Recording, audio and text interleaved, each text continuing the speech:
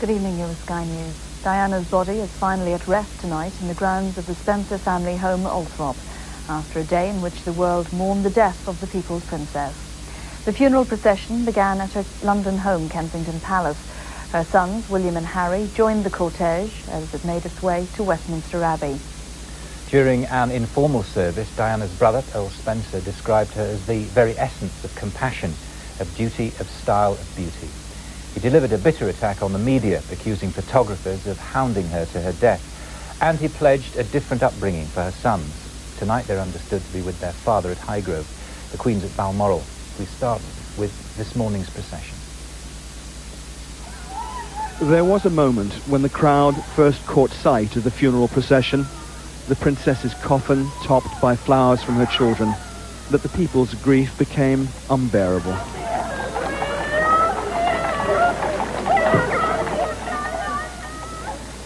The long journey home on this early September morning had begun out of sight of the cameras as the casket at sunrise was gently placed on the gun carriage. At exactly 9:08, the funeral cortege moved slowly out of her former home at Kensington Palace at the start of the 4-mile route to Westminster Abbey.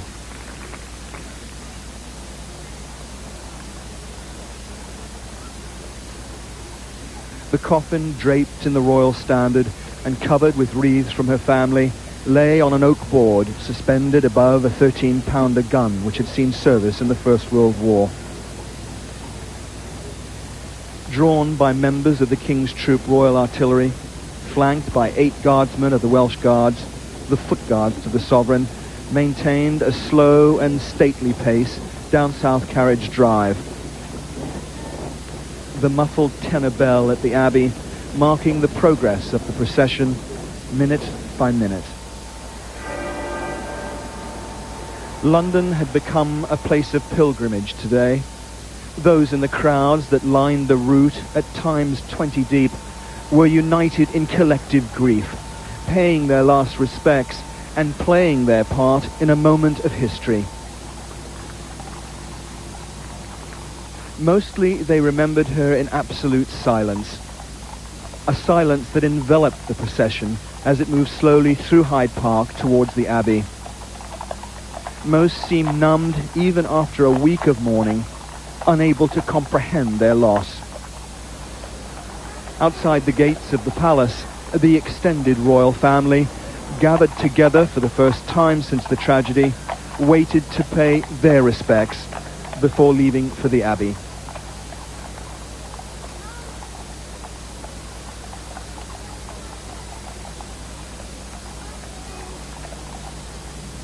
And waiting for their mother up the Mall at St. James's Palace, the 2 young princes, William and Harry, who had somehow, somewhere, found the strength and the courage to join the mother they adored to walk alongside her for the last time.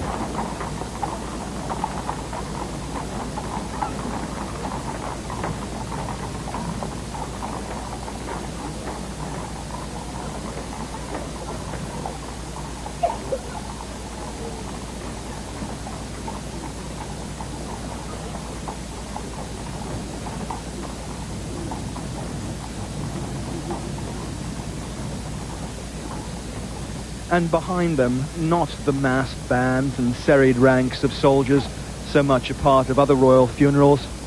Here were the princess's friends, the representatives from more than 100 of her charities, streaming out behind the coffin, keeping company with their patron on this, the long last mile to the Abbey.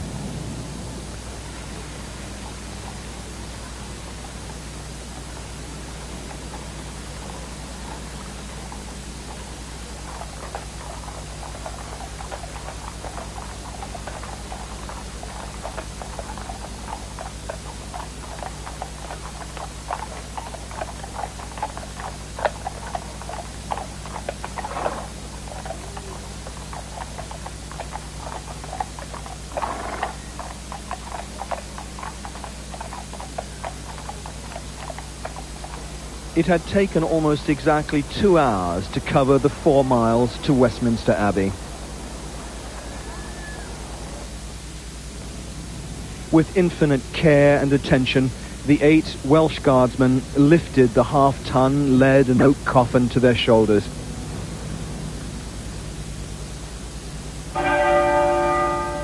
Finally entering the west gate of Westminster Abbey, the House of Kings, to lay Diana, Princess of Wales, beneath the altar of the King of Kings.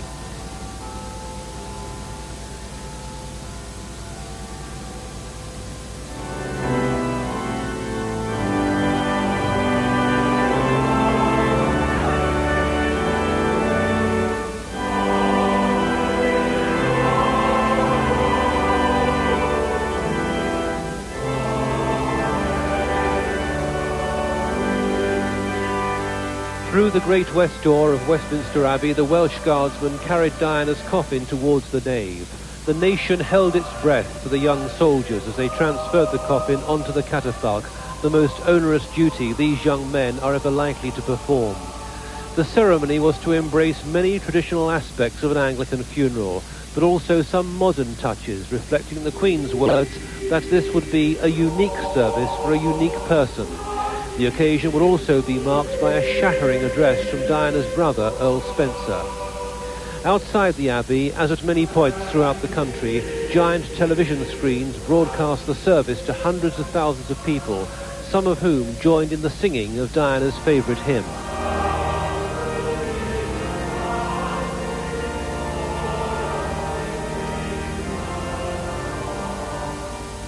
In a sad echo of a happier day, the Prime Minister read from the same passage of Corinthians, which had formed part of Charles and Diana's wedding in 1981.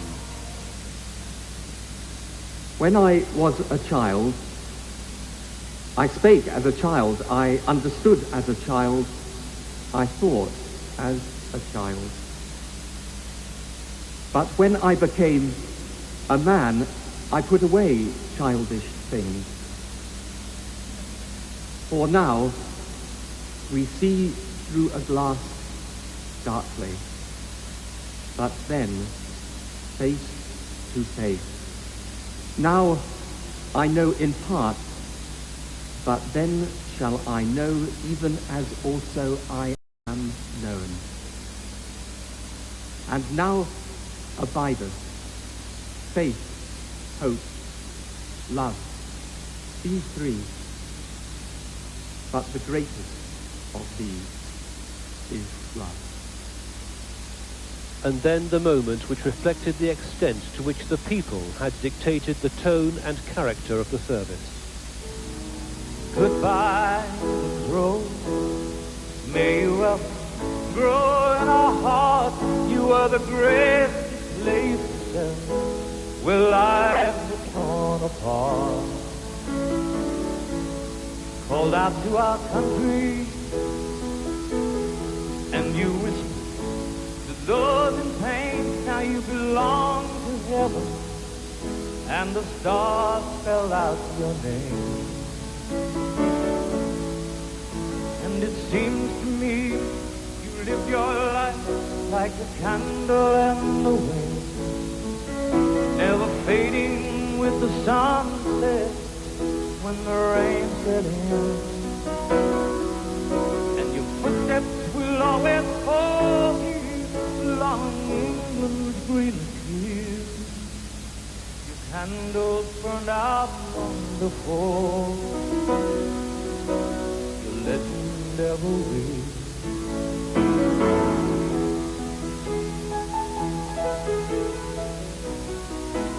Since Diana's death, Elton John's Candle in the Wind has been the most requested record on Britain's radio stations. Originally a tribute to Marilyn Monroe, the song's been rededicated to Diana, who, like the American movie star, died amid events seemingly beyond her control. Golden child, even though we try, the truth brings us to tears. All our words cannot express the joy you brought us through the years. And it seems to me you live your life like a candle in the wind, never fading with the sunset when the rain get in. Your footsteps will always follow you along England's greenest fields. Candles burned out from the pole. You listen, devil will. The tribute from Earl Spencer was nothing less than astounding, an address which pulled no punches about his sister's life and death, and left the royal family in little doubt that Princes William and Harry, like their mother, should stay close to the people. On behalf of your mother and sisters, I pledge that we, your blood family, will do all we can to continue the imaginative and loving way in which you are steering these two exceptional young men, so that their souls are not simply immersed by duty and tradition, but can sing openly as you planned. We fully respect the heritage into which they have both been born, and will always respect and encourage them in their royal roles. But we, like you, recognize the need for them to experience as many different aspects of life as possible, to arm them spiritually and emotionally for the years ahead. I know you would have expected nothing less from us. William and Harry, we all care desperately for you today. We're all chewed up with sadness at the loss of a woman who wasn't even our mother. How great your suffering is, we cannot even imagine. I would like to end by thanking God for the small mercies he's shown us at this dreadful time, for taking Diana at her most beautiful and radiant, and when she had joy in her private life. Above all, we give thanks for the life of a woman I'm so proud to be able to call my sister, the unique, the complex, the extraordinary and irreplaceable Diana, whose beauty, both internal and external, will never be extinguished from our minds. Significantly, there was widespread applause inside and outside the Abbey for Earl Spencer's address. At the end of the service, the country and millions more around the world joined in 1 minute's silence. The half-muffled bells of the Abbey church ended the silence, and as the hearse departed, spontaneous applause broke out, in part a final farewell, and perhaps too a moment of relief that this most harrowing of mornings was drawing to an end, as was an extraordinary period in the life of this country. For 1 week in early September, a princess became a queen who found an eternal place in the hearts of her people, and the people saluted her as one who showed she could walk with kings nor lose the common touch.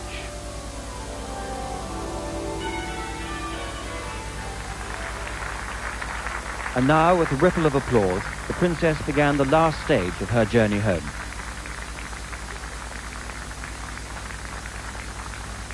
Starting off back along the route she came down just a short time before, on a gun carriage, escorted by guardsmen.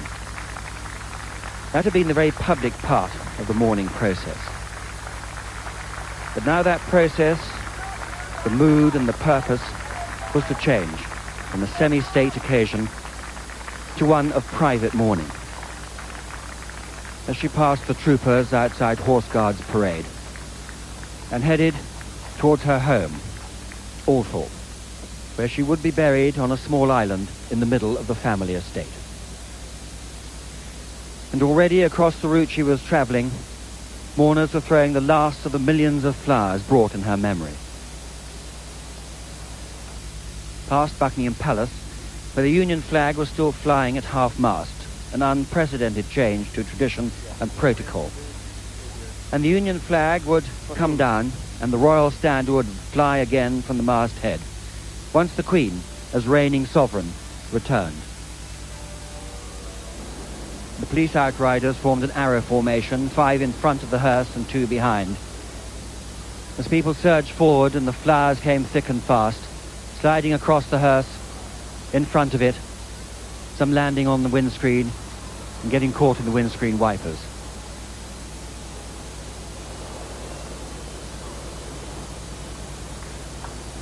More and more the flowers came, and a ripple of applause again, with the crowds very, very close to the hearse as it passed slowly through this narrow street.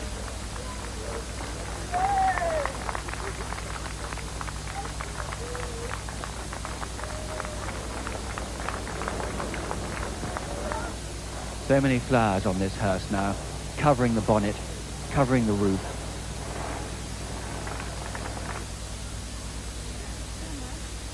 At the start of the motorway, the cortege stopped just for a minute or two, and someone got out to start clearing the bonnet of a huge pile of flowers that were on it,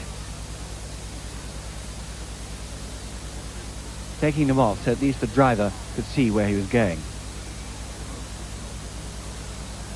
That's from one side and then from the other.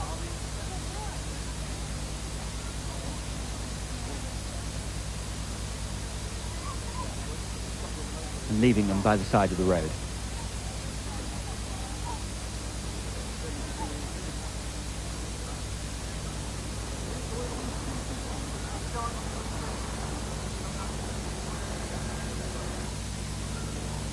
All the bridges across the motorway were lined with people.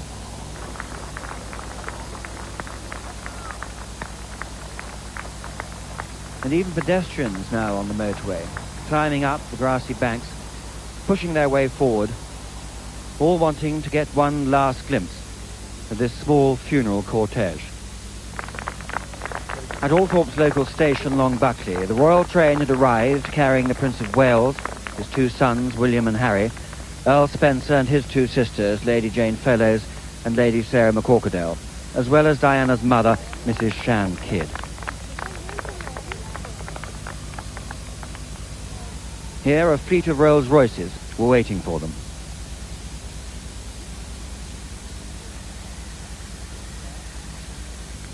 And this was the way they travelled the last few miles to the Althorpe estate, along this road lined with people.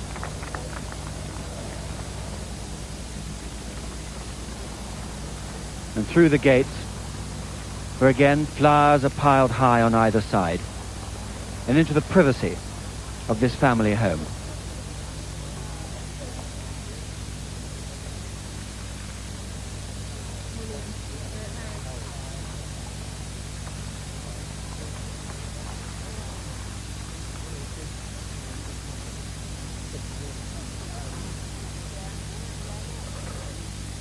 And here they would wait, the funeral cortege carrying Princess Diana's body to come.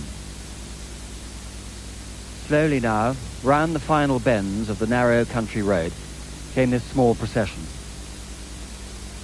And still the flowers came, looping through the air, some landing on the hearse, others falling onto the road.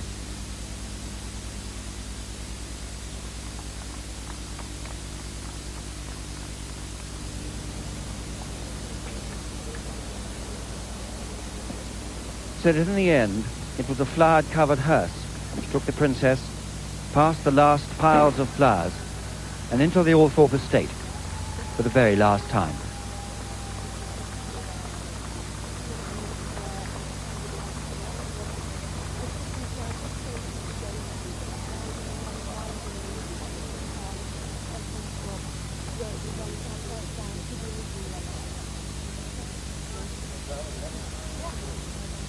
Well, during his tribute to Diana, Earl Spencer spelt out his anger over the way he felt his sister had been hounded to her death.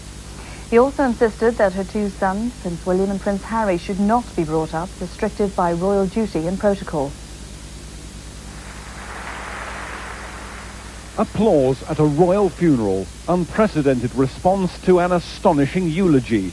In a setting where uncontentious tributes were expected, the princess's brother took the opportunity of a 2.5 billion worldwide audience to criticize the role of both the media in her death and first the royal family for insisting she relinquish her full title after the divorce. And who proved in the last year that she needed no royal title to continue to generate her particular brand of magic. And he vowed the Spencer family would shelter his nephews from the pressure of royal formality his sister had found so stifling. She would want us today to pledge ourselves to protecting her beloved boys, William and Harry, from a similar fate. And I do this here, Diana, on your behalf. We will not allow them to suffer the anguish that used regularly to drive you to tearful despair. And beyond that, on behalf of your mother and sisters, I pledge that we, your blood family, will do all we can to continue the imaginative and loving way in which you were steering these two exceptional young men. The princess's friends from the world of show business said they hoped it meant her sons would also embrace the concerns of society's victims. She backed AIDS, she backed leprosy, she backed homelessness, she backed drugs. She backed victims of our society. Absolutely. And those with no voice. Yes. Those who couldn't speak for themselves. So now, if she does that, and if that is continued to the understanding of Prince William and Prince Harry, then her life will not have been totally in vain. The Earl, who'd banned tabloid editors from the guest list, told of the persecution and puzzlement his sister felt. She talked endlessly of getting away from England, mainly because of the treatment that she received at the hands of the newspapers. I don't think she ever understood why her genuinely good intentions were sneered at by the media, why there appeared to be a permanent quest on their behalf to bring her down. It brought the crowds outside to their feet in support, and two former editors accepted that the public clamour for change would have to be heeded. We're all guilty. I know it sounds cliche and silly to say, but we all loved her to death. They were brutal because they just wanted to know anything, everything. They wanted to eat her up. She was a star. She was the most glittering star in the firmament. In surroundings of such tradition and continuity, the Spencers continued this week's pressure for change, urging a fundamental rethink in the royal family's attitudes, the media coverage, and the public's previously insatiable appetite for every detail. Jeff Mead, Sky News. And Jeff Mead's at Westminster Abbey. As the evening draws in, Jeff, what sort of atmosphere has been left at the Abbey by this extraordinary day? It has indeed been a day that none of us will forget, and as twilight falls here, still you can see in front of the Abbey the many hundreds of people still looking at those thousands of floral displays which have been such a hallmark of throughout this week and a culmination today of the people's mourning. They have come in their tens of thousands, most carrying a small, simple posy of flowers, which they put at the places like here outside Westminster Abbey that have become a shrine to the princess.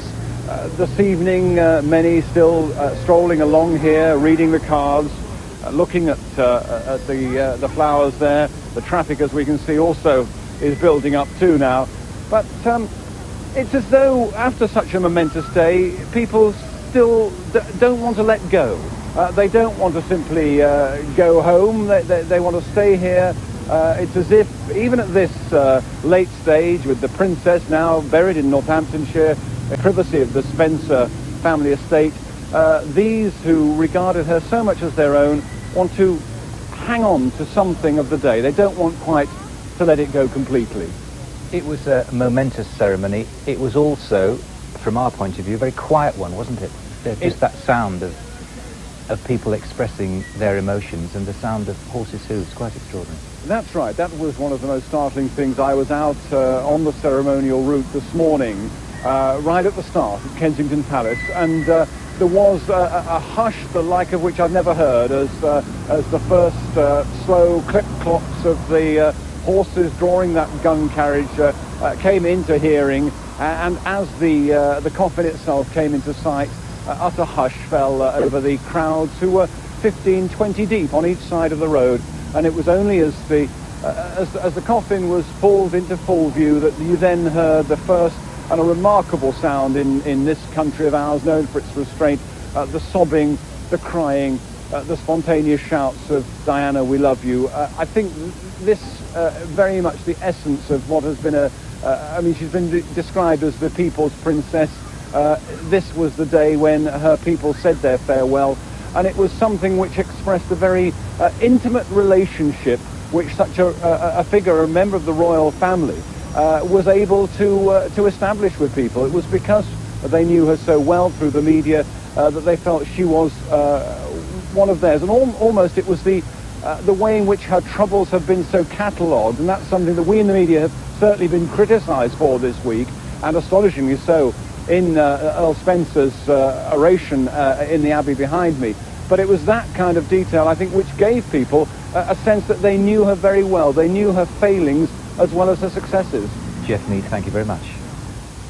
Well, let's join our reporter Andrew Wilson at Buckingham Palace, who's with newspaper executive Andrew Neil and royal biographer Christopher Wilson. Good evening, Steffi. Yes, indeed, listening to Jeff a moment ago, talking about people wanting to hang on. That's the case here as well, though I might add that the rest of London is like a ghost town. If you were to walk up to Oxford Street or beyond Hyde Park, there's absolutely no one there. No cars on the streets, and that means either the people who travelled in have gone home, or people have gone back to their homes and do not want to spend this evening going out or spending any more time together in public. However, here in the Mall, here at Buckingham Palace, and as Jeff was saying at Westminster Abbey, there are still a number of people who've made long journeys to come here, and that they want to stay a little longer, perhaps with their thoughts, perhaps reading some of the many floral tributes that we've talked about all week, and just spend a little more time before finally putting the lid on it, perhaps, because the funeral is always the end of everything in our culture, and of course Monday will be the beginning of a new future without the Princess of Wales. But with me tonight is Andrew Neil, Editor-in-Chief of the European and the Scotsman, and Christopher Wilson, the Royal Biographer. First of all, Andrew, if I can just comment on this idea that London is empty, but there are still some people here. Why are they still staying, do you think? Because I think they want to linger. They still got a lot of thoughts. The event was a very cathartic event, and I think they don't want it to end abruptly. I think it built up slowly, and it came to a peak this afternoon. I think they then want to be let down gently, because it's been a very emotional time, particularly for the people who were here. They're drained. They're in no mood to party. Nobody's going right now to have a drink and saying here's to the future of the monarchy or here's to Diana. They just want to be, I think, quietly alone with their own thoughts. Christopher, you experienced this funeral today. The silence, the sound of the horses' hooves and the gun carriage, clearly audible. Everyone completely involved in the funeral. And it's carrying on even now. I just walked down Bond Street to come here, and there are people wandering around as if in a daze. They're not talking, or if they're talking silently, very quietly, and there's a fantastically somber mood, and it is, as you say, a ghost town. Now, we've all remarked over the week how the group of mourners here at St. James's Palace especially have been as one person, or as one family perhaps, going through shock and then grief and loss and anger, confusion, recriminations, all those things. Do you think that the funeral today had enough in there for everybody for them to somehow reconcile themselves to the mourning period? I think it was a great success. I mean, almost a surprising success, because it's very different from the traditional kind of event that the British put on. I mean, we know we're the best in the world at state funerals or coronations or royal weddings, but we didn't know we could also do, and I think the people themselves have a lot to get a lot of the credit, because they nudged us in this direction, was that we were able to put on an event which touched every part of the nation, which was clearly British. It had some big traditional elements, but it was of 1997, like the princess herself, who had elements of tradition in her, coming from a great aristocratic family, married into royalty, but she was above all a modern princess, and this was a modern funeral. Christopher, have we set a precedent we can't go back from? There are other state funerals to come. You've absolutely said it. I saw today, I think, the future for the royal family, and it was that the barrier between monarchy and the people came down. I think the moment which filled me with most poignancy was to see those hundreds of people walking behind the cortege, ordinary people who were in wheelchairs, being pushed by somebody else, who were on crutches, some people with sticks, they could barely walk. That's right. And they were part of a state funeral. Now before, all we've ever seen is the military, the dignitaries, titles, medals, all that sort of thing. Suddenly ordinary people were there. This is Diana's legacy. This is where the barrier has broken down. I think seeing the Queen standing there with her family, displaying herself to the nation, was another indication. Coming to the side door. Yes. Coming to the side door. Yeah, I was going to say that the Queen mentioned there are lessons to be learnt from this. Earl Spencer indicated there were lessons to be learnt from this. Now, I'm sure both of you responded quite clearly to the politics of his statement.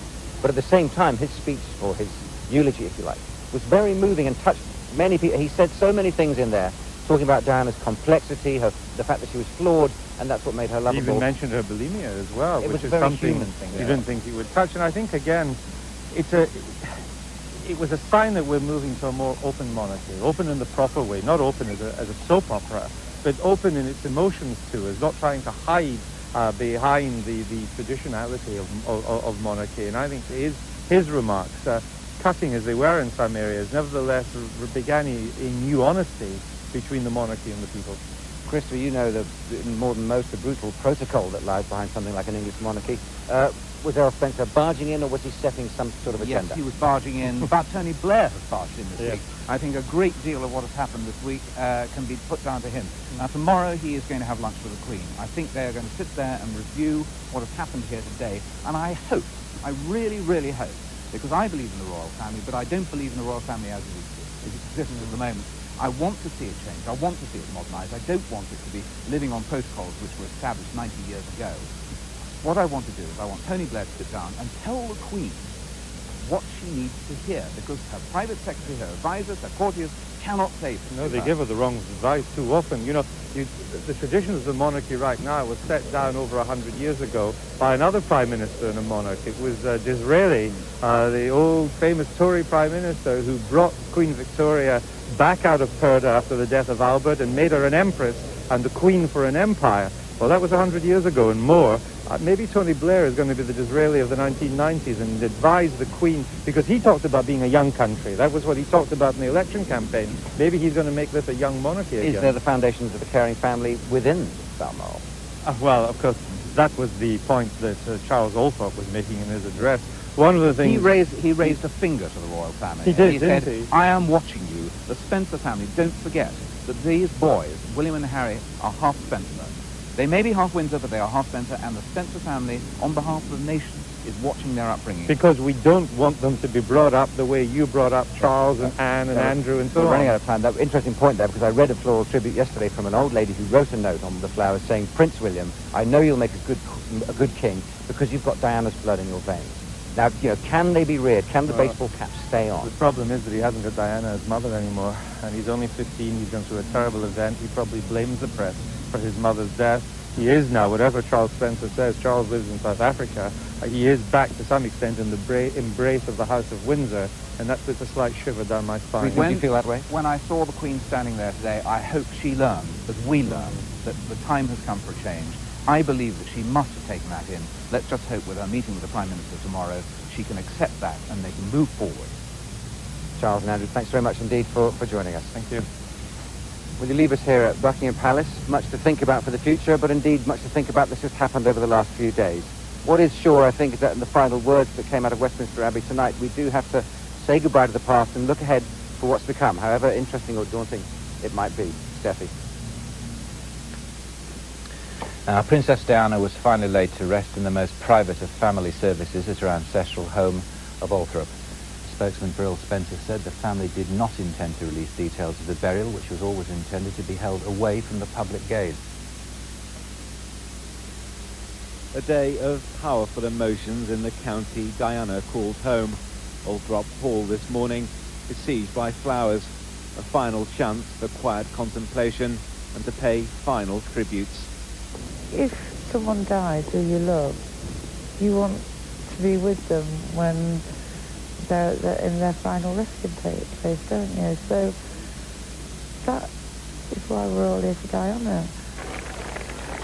And so they came in their tens of thousands, lining the route of Diana's last journey, along roads she would have known as a teenager growing up here. And again, her cortege deluged with bouquets. We thank you for the way that Diana became a beacon of hope. Here they'd followed the funeral service on the radio, and nowhere was the minute's silence more deeply felt. Many moved close to tears.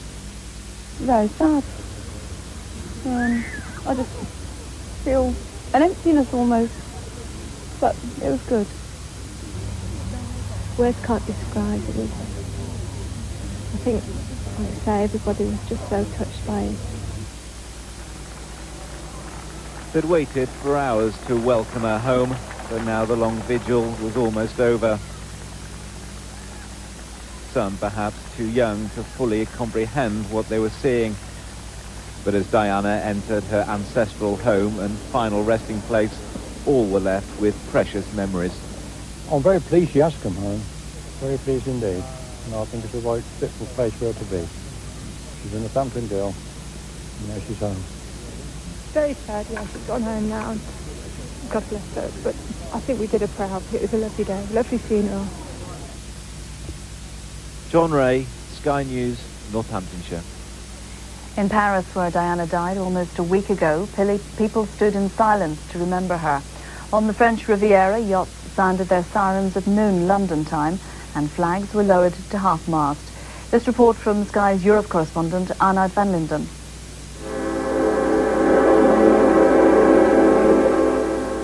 The sirens of the yachts in the south of France trumpet their grief. A few short weeks ago, the princess had still been on holiday here. Now, in every harbour along the Riviera, there was the same piercing declaration of mourning at the precise moment the princess's coffin was carried into Westminster Abbey. In the French capital, the opposite occurs.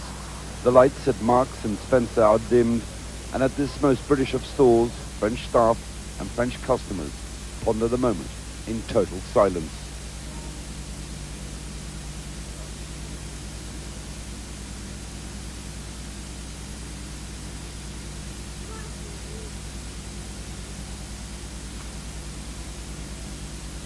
Only the British stores in Paris made such gestures, some with a minute's silence, others by not opening their doors till after the funeral service was over. At the site of the accident, the French appeared to be outnumbered by tourists, drawn at the moment of the funeral to the place where Diana died a week before. They read the tributes left behind over the last 7 days, some short, some long. They stared at the flowers, some fresh, some fading, and individually they mourned. One family from Cheshire choosing not to go home, but to be at this place, at this moment, to pay their respects. If I'm not in London, I'm glad I'm here. Because it's terrible. Only at one spot did the French authorities mark the day. A single policeman bringing the traffic to a halt from the Faubourg Saint-Honoré outside the British Embassy. As inside, they observed the end of a week of worldwide mourning and closed the book of condolence. Mesdames, Messieurs, s'il vous plaît, une minute de silence à la mémoire de Diana, princesse du Gard.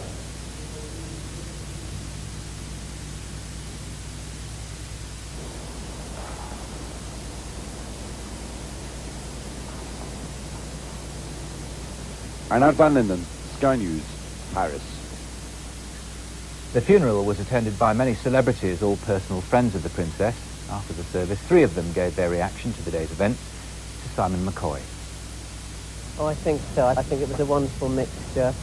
When Elton sang that song, I think it was dead right to include it in the service. And it didn't jar at all, not one iota. But I think the star of the show, if you'd like to call it that, was her brother. I mean, that was an amazing speech. It's a very strong message about the paparazzi, and to hear clapping in Westminster Abbey on a day like this was quite something. Incredible. Apparently it started outside and went right through the Abbey. But you know, she said to me 2 years ago, she said, thank you for remembering my birthday, which I always did anyway. But she said, you know, there is nothing I can do anymore that is not known. So, I mean, I can't even keep a secret anymore. She was really upset about it at the time. Chris, the message from Earl Spencer today very much was, leave the 2 boys alone. Don't let them go through. I know I've spoken to you in the past about this. You knew Diana too. Someone's got to listen, haven't they?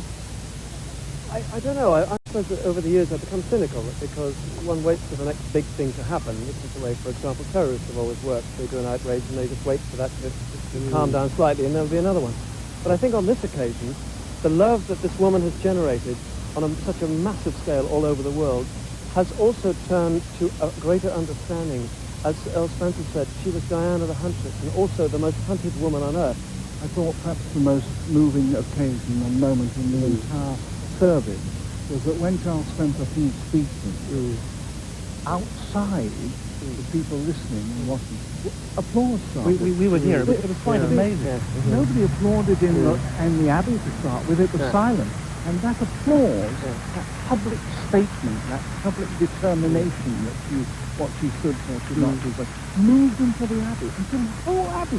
Awesome, wasn't it? I've never heard anything in my life. Yeah. Memorial service. No, I mean, you're always told not to clap in a church, aren't you? That was the answer. That was the people saying, you must listen. And Charles Spencer, of course, said that. I mean, he said her blood relations will see that happen.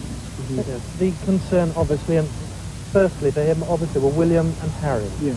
What is the message to television executives, newspaper editors after today? Give them their time.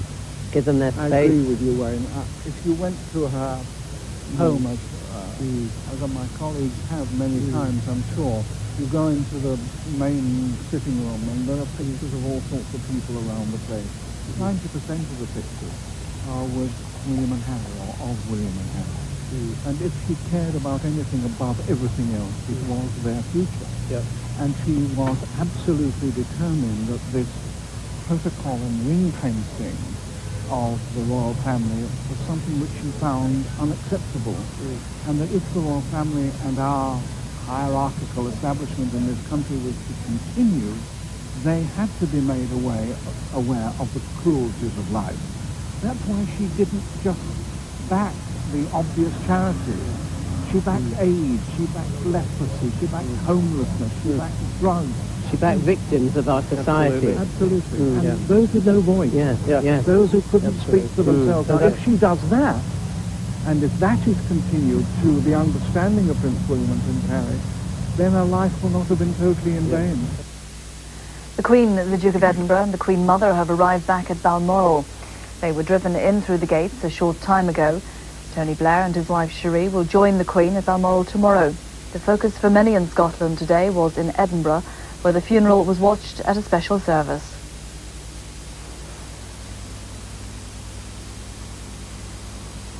In Scotland, the bleak weather reflected the mood of a country in mourning. In the shadow of Edinburgh Castle, silent crowds gathered to watch the Westminster service on giant screens. They didn't want to be alone, they said, as they remembered the Princess of Wales. We were very shocked at the beginning of the week when we heard the news, and we just want to come and be part of it with other people. I think everybody just feels absolutely heartbroken, and I didn't want to be alone. Somehow we needed to do something. When this happened, it broke my heart. It's such a shame she died. She was a brilliant woman, and what she did in her life was absolutely marvellous. And I think that's what her sons have got to remember.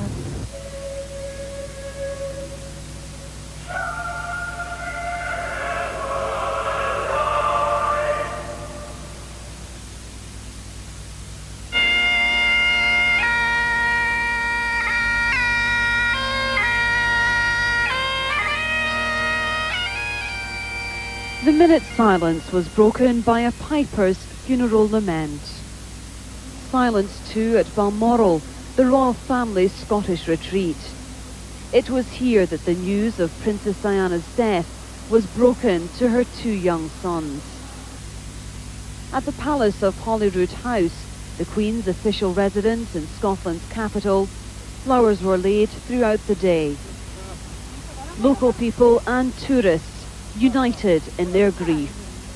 Rona Dougal, Sky News, Edinburgh.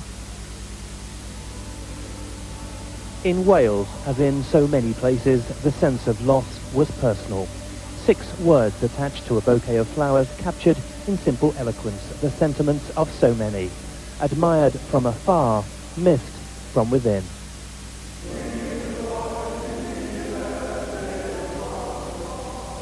At Cardiff's Llandaff Cathedral, a male-voiced choir began the national service of remembrance. Video screens relayed live the funeral from Westminster Abbey, the congregation here joining in with both prayer and song.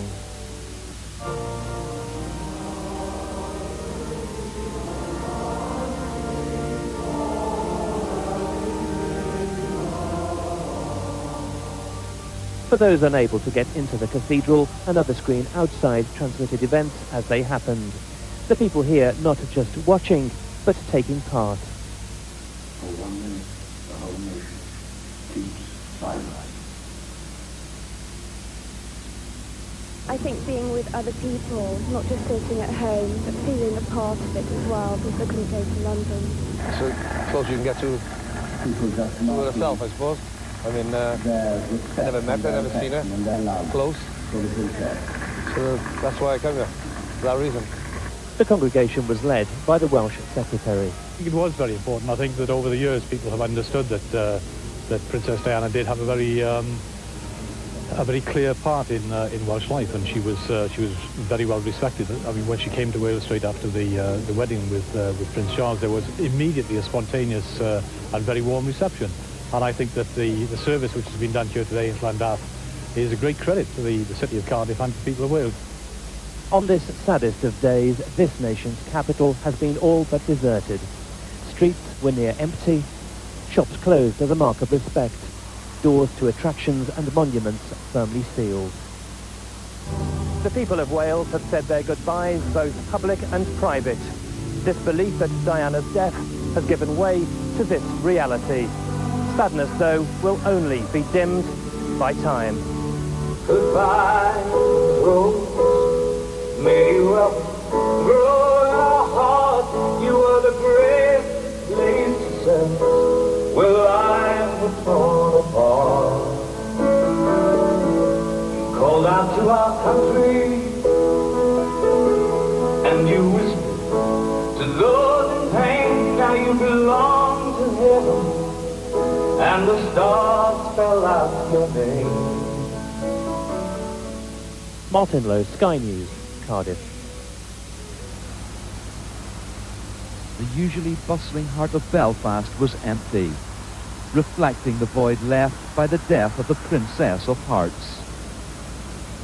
For the people of Northern Ireland, there was no focal point, no place they could go to publicly express their grief. The Princess of Wales' life and tragic death touched so many people in a personal way. They paid their final tribute to her in the privacy of their own homes. Those who couldn't gathered around television screens wherever they were to watch the funeral. One of them was Northern Ireland's Olympic golden girl, Mary Peters, too upset to speak about the princess she met on several occasions. At Belfast City Hall, passers-by stopped to look at the floral tributes. Some with special memories, having spent time with Diana, Princess of Wales. It was a great rapport between Prince William and herself, a young boy, but at the same time she, just treated him as any mother would treat a son. The more remark that stayed in my mind was, she said, I would like him to grow up to be my friend. We were really amazed on Monday in Bernardo's because a number of our young people some of them we hadn't seen for several years, came back because they were so upset and they were in grief, and they brought back photographs of her visits, and they just wanted to sit around on Monday and talk and share the memories. Life will return to normal now the funeral is over, but for many it will never be the same. Tom Coulter, Sky News, Belfast.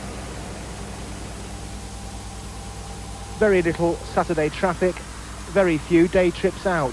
In the north, normal life was put on hold in towns and cities everywhere.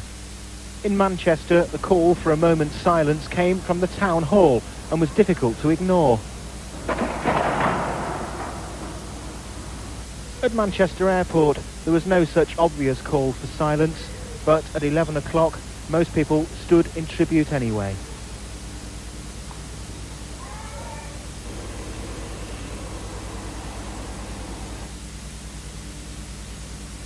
Hard to believe, but this is Blackpool on a Saturday in September. The holidays aren't yet over and the Golden Mile would normally be packed. But on this Saturday in September, at least until 2 p.m, the deck chairs stayed covered, the arcades stayed closed, and the fair rides stayed motionless. In Liverpool, the two Mersey tunnels were closed for a time, while these children of Toxteth showed their appreciation of a princess they once met.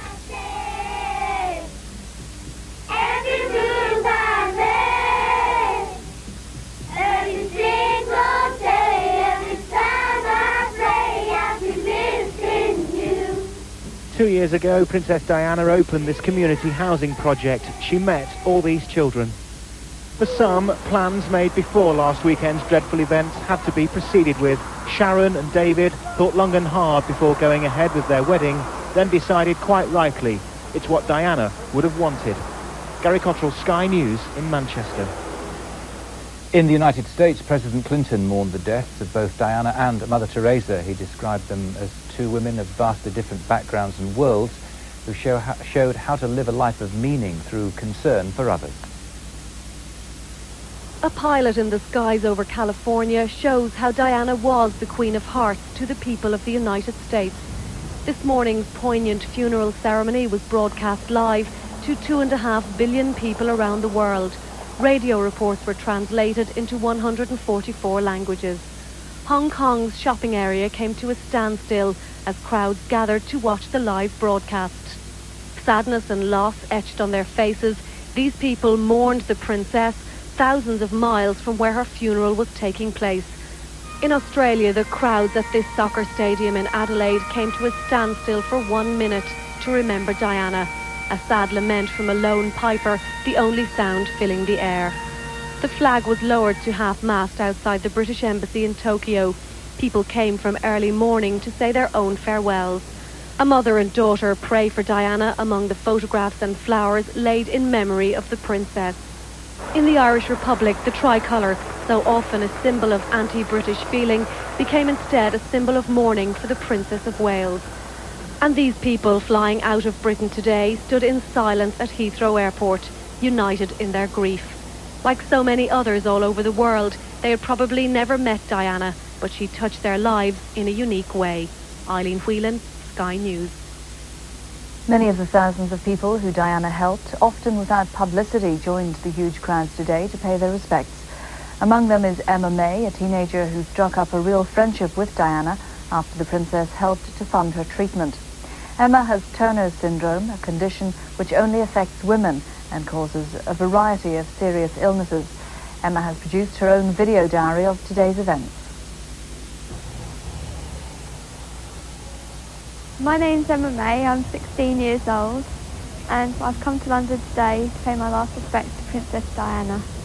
I met Princess Diana in 1991 when she presented me with the Champion Children of the Year award for triumph over adversity. For the years after that, we kept in touch by letter. She was always interested in how everything was and kept telling me to stay strong and keep up my courage. And she was just a friend in every sense of the word. I've come up to London today with my mum, Carol, and she was as equally devastated as me on Sunday when we heard the news and wanted to come up with me to pay her respects to Diana. Just sort of very sad for the way that, that she was treated, really, bearing in mind that she's the mother of our future king, really, and... Very sad. I feel like I'm saying goodbye to a friend, really. His funeral, the procession is just about to come past. Devastating. The cortege was very grand and everyone was very silent. And it was just a very sad, solemn moment. It brought home everything that had happened over the past few days. It just didn't seem real still that it was her lying there in that coffin. It just felt that it was totally unfair.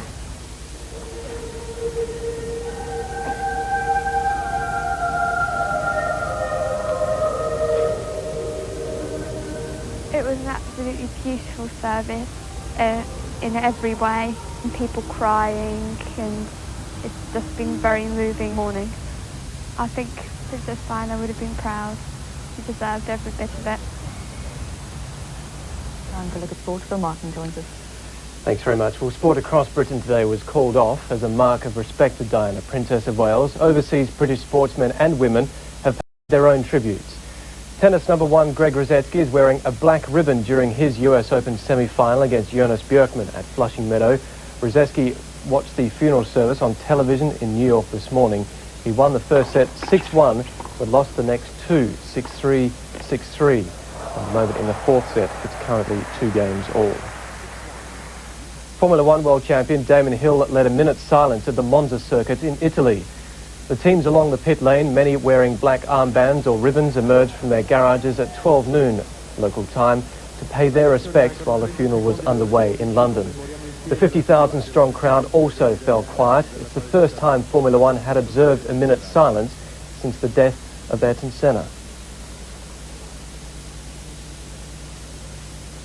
Qualifying for tomorrow's race eventually got underway. Benetton's Jean Alesi took pole position with Hill in 14th place. The Olympic gold medalists Stephen Redgrave and Matthew Pinsent won gold as part of the men's coxless fours at the World Rowing Championships in France. The British women's coxless four also won gold, and there were silver medals in the women's double sculls and the men's lightweight eights, with a bronze for Greg Searle in the men's single sculls. At the medal ceremony, the Union flag was raised to half-mast during the national anthem. The golfers competing in the European Masters at Crans-sur-Sierre in Switzerland also observed a minute's silence before the third round commenced. Many of the players also wore black ribbons or armbands. The leader going into tomorrow's final round is the three-time Open and US Masters winner Nick Faldo. He finished on 14 under par, one stroke clear of the field. That's the sport now. Here's Michael.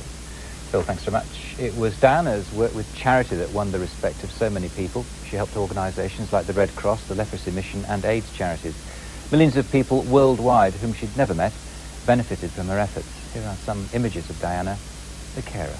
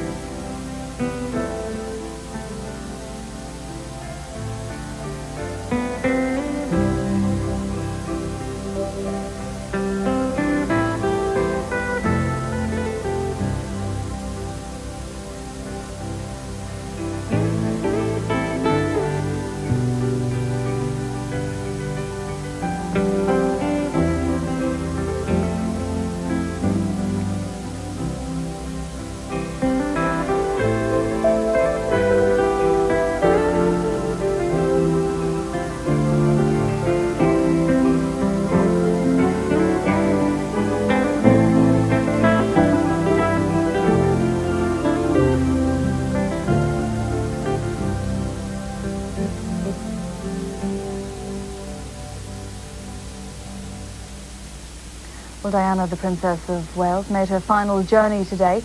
Her memory will be shared not just by the family and their British nation, but millions of people around the world. Let's look at some moments from her life. But I always care, and I miss the love we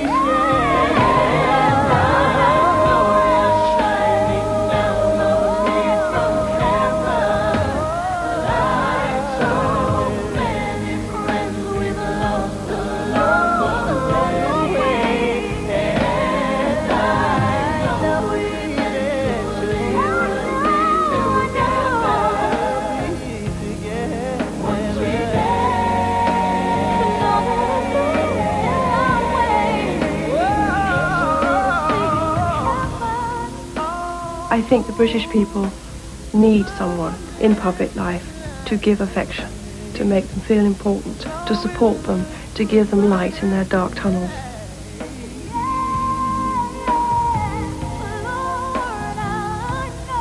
I'd like to be a queen of people's hearts, in people's hearts. Someone's got to go out there and love people and show it.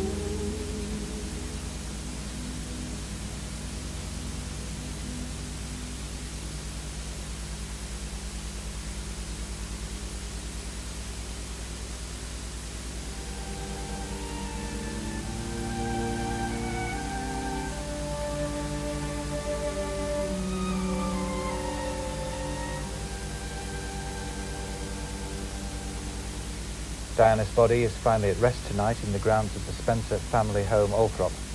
Private family service followed a day in which the world mourned the death of the people's princess. This evening, Diana's sons are understood to be with their father at Highgrove. The day began when Diana's coffin left her London home, Kensington Palace, to begin the 2-mile journey to Westminster Abbey. Princes William and Harry joined the cortege for the second half of the procession.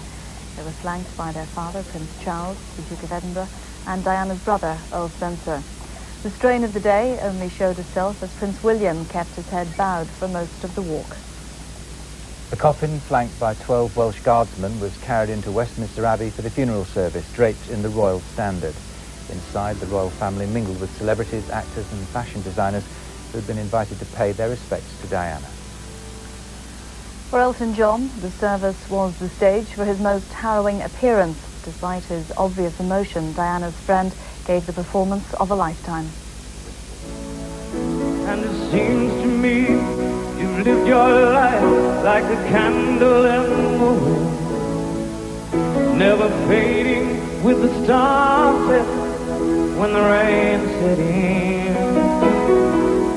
And your footsteps will always fall here along England's greenest hills. Your candles burned out long before your legend ever will.